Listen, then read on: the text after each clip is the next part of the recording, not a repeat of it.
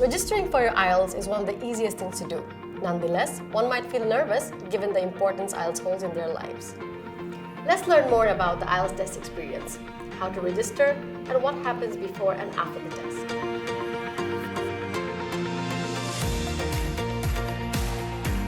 Today we have with us as guest Dr. Munia Amin, Head of Biotech R&D at Healthcare Pharmaceuticals and Director of Biotech. A very warm welcome to you. Please. Thank you. It's wonderful to have you here today. Thank you very much for making time. Thank you. So I'll begin from the very beginning.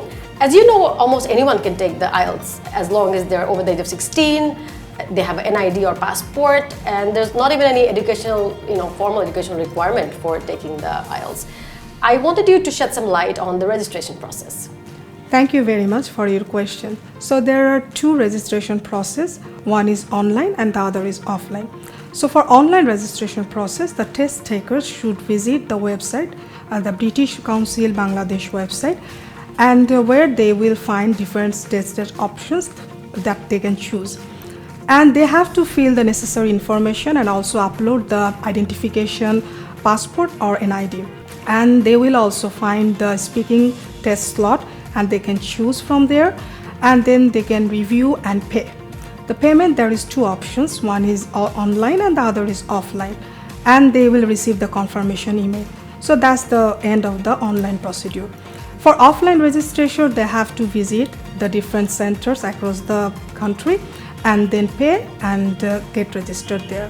That was very detailed and very helpful. I'm sure the audience will take a lot from that. I just want to add that there are 7 test centers across the country for taking the IELTS test. My next question to you will be, what is your advice to anyone taking the test on their test day? How would you ask them to prepare? So the first piece of advice that I want to give them, that they have to believe themselves that they are well prepared. And before the test, they should eat and drink properly, and they should remember that the listening, reading and writing should be in 2 hours and 40 minutes, and there will be no break in between. For the speaking test, they can do it either on the same day or they can do it before a week or 2 days later, so depending on their choice. For speaking, they have another option that they can do it via the video call, which allows more flexibility and availability. They don't forget to bring either the NID or the passport.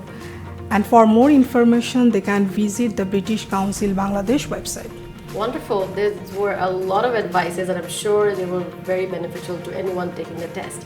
So now that we're talking about, advices and the registration process, anyone going through all that is basically doing it to take the IELTS with a vision of the future.